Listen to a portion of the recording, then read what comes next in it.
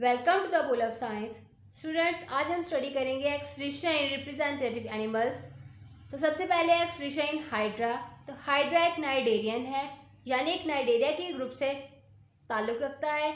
इसके अंदर कोई स्पेशलाइज्ड एक्सक्रीटरी स्ट्रक्चर मौजूद नहीं होते और इसका वेस्ट जो है वो सिंपली डिफ्यूज हो जाता है इसकी बॉडी से सराउंडिंग में। नेक्स्ट है एक्सट्रीशा इन प्लेनेरिया। प्लेनेरिया जो है वो फ्लैटवर्म के ग्रुप का मेंबर है और इसके अंदर सिंपलर ट्यूबुलर एक्सक्रीटरी सिस्टम जो है वो पाया जाता है, जिसे कहा जाता है प्रोटोनेफ्रीडियम।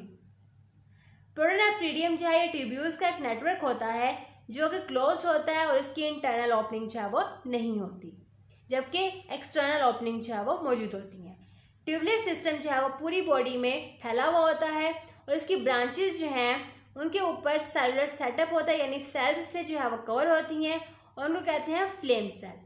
हर फ्लेम सेल के अंदर टफ्ट ऑफ सिलिया जो है वो मौजूद होता है, यानी सिलिया का एक गुच्छा पाया जाता है जिसकी मूवमेंट से ट्यूबुलर सिस्टम में अंदर फ्लूइड जो है वो मूव करता है और ट्यूबुलर सिस्टम जो है वो फ्लूइड को एक्सक्रीटरी डक्ट के अंदर पोर कर देता है, यानी डाल देता है या पास आउट कर देता है। और एक्सक्रीटरी डक्ट जो है वो नेफ्रीडियोपोर के जरिए बॉडी से बाहर एक्सक्रीट कर देती है वेस्ट प्रोडक्ट को। फ्रेश वाटर फ्लैटवर्म्स जो है वो वेरी डाइल्यूट यूरिन प्रोड्यूस करते हैं। डाइल्यूट यूरिन का मतलब है कि इसमें वाटर कंटेंट ज़्यादा है और साल्ट्स और मिनरल कंटेंट जो है वो कम पाए जाते हैं। पैरासाइटिक फ्लैटवर्म्स जो है वो नाइट्रोजनस वेस्ट सिक्रीट करते हैं।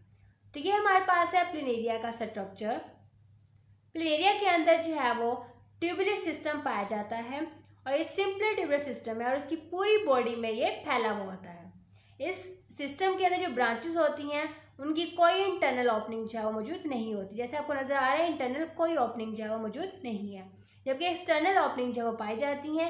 इन ओपनिंग को कहते हैं नेफ्रीडियोपोर और इस ट्यूबुलर सिस्टम को कहते हैं प्रोटोनेफ्रीडियम। ट्यूबुलर सिस्टम की जो ब्रांचेस हैं वो कवर होती हैं सेलुलर सेटअप से, यानी सेल्स से कवर होती हैं। तो ये आपको कुछ ट्यूब का जो है वो स्ट्रक्चर से बड़ा करके दिखाया गया है। तो ये हमारे पास है ब्रांचेस जो है वो कैप्ड होती हैं, यानी इनके ऊपर टोपी होती है सेल्स की, जिन्हें कहते हैं फ्लेम सेल। तो ये हमारे पास है फ्लेम सेल। हर फ्लेम सेल के बाद टफ्ट ऑफ सिलिया जो है वो पाया जाता है, यानी सिलिया का एक गुच्छा मौजूद होता है जिसकी मूवमेंट से प्लेनेरिया का फ्लूइड जो है वो मूव करता है और वेस्ट प्रोडक्ट जो है वो एक्सक्रीटरी डक्ट में इकट्ठा हो जाता है और एक्सक्रीटरी डक्ट जो है वो नेफ्रीडियोपोर के जरिए वेस्ट प्रोडक्ट को बॉडी से बाहर रिलीज कर देती है। नेक्स्ट है एक्सट्रीशा इन अर्थवर्म।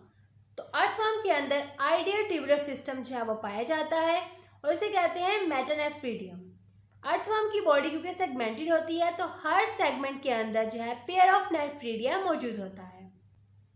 इस ट्यूबुलर सिस्टम की इंटरनल जो है वो ओपनिंग मौजूद होती हैं और इंटरनल ओपनिंग में भी सिलिया जो है वो पाए जाते हैं। ये इंटरनल ओपनिंग कहते हैं नेफ्रोस्टोम, जबकि एक्सटर्नल ओपनिंग को कहा जाता है नेफ्रीडियोपोर। अब नेफ्रोस्टोम जो है वो क्या करते हैं, कोइलोमिक फ्लूइड यानी बॉडी कैविटी के फ्लूइड के अंदर धंसे हुए होते हैं, उनमें मौजूद होते हैं। इनके ऊपर कैपिलरीज का नेटवर्क जो है वो मौजूद होता है। नेफ्रोस्टोम क्या करते हैं, कोइलोमिक फ्लूइड को कलेक्ट करते हैं और उनको ट्यूब्यूल्स की तरफ जो है वो भेज देते हैं। अब ट्यूब्यूल सिस्टम से ये फ्लूइड जो है वो मूव करता जाता है और जो ट्यूब्यूल्स की एपिथेलियम लेयर होती है वो जो है वो साल्ट्स को रीअब्जॉर्ब कर लेती है और इन साल्ट्स को ब्लड वेसल्स की तरफ भेज देती है और जो बाकी लेफ्ट ओवर चीज़ बच जाती है नाइट्रोजनस वेस्ट की फॉर्म में, वो यूरिन होता है और ये नाइट्रोजनस वेस्ट जो है वो नेफ्रीडियोपोर के जरिए बॉडी से बाहर रिलीज हो जाता है। तो ये हमारे पास अर्थवर्म का स्ट्रक्चर। तो अर्थवर्म की बॉडी जो है वो सेगमेंटेड होती है। तो ये आपको एक सेगमेंट जो है वो बना के दिखाया गया है। दूसरा सेगमेंट जो है वो सेप्टम के जरिए इससे जुड़ा हुआ होता है और अर्थवर्म के अंदर जो ट्यूबुलर सिस्टम होता है उसके अंदर इंटरनल ओपनिंग मौजूद होती है और इस इंटरनल ओपनिंग कहते हैं नेफ्रीडियोस्टोम। नेफ्रीडियोस्टोम कोइलोमिक फ्लूइड यानी बॉडी फ्लूइड को ट्यूब्यूल्स की तरफ ट्रांसफर करता है और ट्यूब्यूल से जो है वो पास आउट होके रेक्टम यानी ब्लैडर के अंदर कलेक्ट होता रहता है। इसी दौरान ट्यूब्यूल्स की जो एपिथेलियल लेयर होती है वो साल्ट्स एंड वाटर को रीअब्जॉर्ब कर लेती है और वापस ब्लड वेसल्स की तरफ ट्रांसफर कर देती है और जो बाकी वेस्ट प्रोडक्ट रह जाता है यूरिन की फॉर्म में, इसके अंदर नाइट्रोजनस वेस्ट होता है, वो ब्लैडर के अंदर रेक्टम के अंदर इकट्ठा होता रहता है और फिर नेफ्रीडियोपोर के जरिए बॉडी से बाहर रिलीज हो जाता है। अर्थवर्म का ट्यूबुलर सिस्टम जो है वो कैपिलरी नेटवर्क से सराउंड होता है, यानी इर्द गिर्द जो है वो कैपिलरीज का जाल जो है वो पाया जाता है। नेक्स्ट है एक्सक्रीशन इन कॉकरोच।